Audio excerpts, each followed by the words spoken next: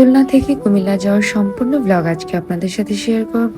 Hello, আসসালামু আলাইকুম everyone. কেমন আছেন সবাই? আশা করি সবাই অনেক বেশি ভালো আছেন।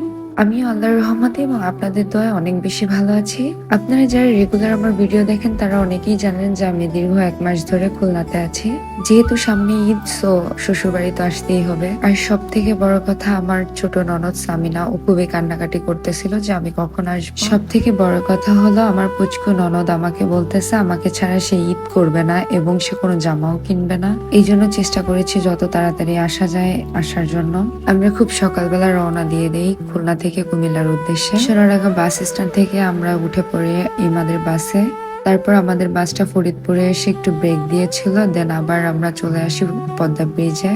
আগেরবার যাওয়ার সময় আমি আপনাদের সাথে শেয়ার করেছিলাম আমার সম্পূর্ণ ট্রেন জার্নি, বাট ওই দিন যেহেতু রাত ছিল এই জন্য আপনারা পদ্মা সেতুর সম্পূর্ণ সুন্দর ভিউটা আপনারা দেখতে পারেননি। তাই আজকে ভাবলাম আপনাদের সাথে পদ্মা সেতুর সৌন্দর্যগুলো শেয়ার করি। প্রত্যেকবারই যখন আমি এই পদ্মা সেতু পার হয়ে আমার হাতে সবসময় ফোন থাকে। এই পদ্মা সেতু থেকে এত সুন্দর একটা ভিউ পাওয়া যায়, জাস্ট অস্থির লাগে। আর সব থেকে বড় কথা হলো বাসটা যদি খোলা বাস হয় তাহলে অনেকটা ভালো হয়। যেহেতু আমি এসি বাসের ভিতর ছিলাম, সো এই উইন্ডোটা ওপেন করতে পারতেছিলাম না, ফ্রেশ হাওয়াও নিতে পারতেছিলাম না। এই পদ্মা সেতুতে আসলে একটা খোলামেলা অনেক ঠান্ডা বাতাস পাওয়া যায়, আমার খুবই ভালো লাগে সেই জিনিসটা। সব থেকে মজার বিষয় হলো আমি খুলনা থেকে যখনই কুমিল্লা যাই বা কুমিল্লা থেকে যখনই খুলনা আসি, কেমন যেন আমার 7 সমুদ্র 13 নদী পার হওয়া লাগে। আপনারা জানেন খুলনা থেকে কুমিল্লা অনেকটা দূরে, সো এই পর্যন্ত আসতে অনেকগুলা নদী পার হতে হয়। তার মধ্যে প্রথমটা হলো খুলনার রূপসা নদী, নেক্সটটা হলো মধুমতি নদী, এরপর চলে আসে অনেক বড় পদ্মা নদী।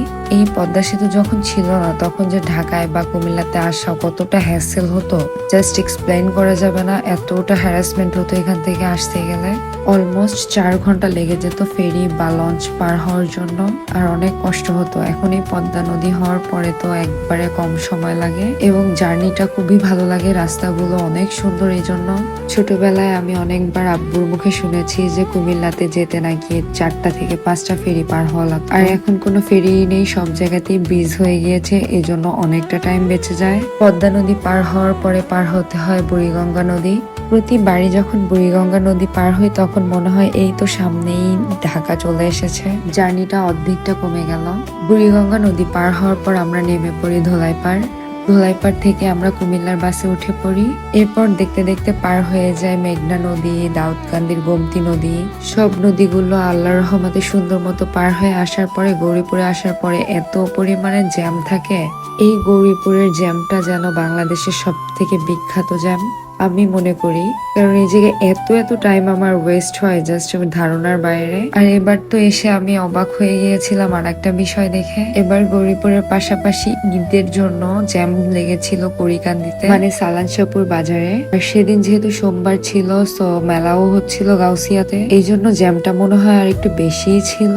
খুলনা থেকে কুমিল্লা আসতে অলমোস্ট আমার 8 থেকে 9 ঘন্টা সময় লেগেছিল। অন্যান্য সময় আমার 6 থেকে 7 ঘন্টা টাইম লাগতো, বাট এবার আমার বেশি লেগেছিল কারণ যেহেতু ঈদের সময়। গৌরীপুর বাজার থেকে তিতাস আমার সম্পূর্ণ জার্নিটা অন্যরকম একটা ফিল হয়। এখানে যেহেতু একটা ভিলেজ ভাইব আছে, সো আমার অনেক ভালো লাগে। আমি তো সিএনজি তে বসে সবসময় এই জিনিসগুলো এনজয় করতে যাই। কেমন লাগলো আজকের ভিডিও অবশ্যই আপনারা জানাবেন। আল্লাহর রহমতে খুব ভালোভাবে সেফলি পৌঁছে গিয়েছি কুমিল্লাতে। সবাই ভালো থাকবেন, আমাদের জন্য দোয়া করবেন। আল্লাহ হাফেজ।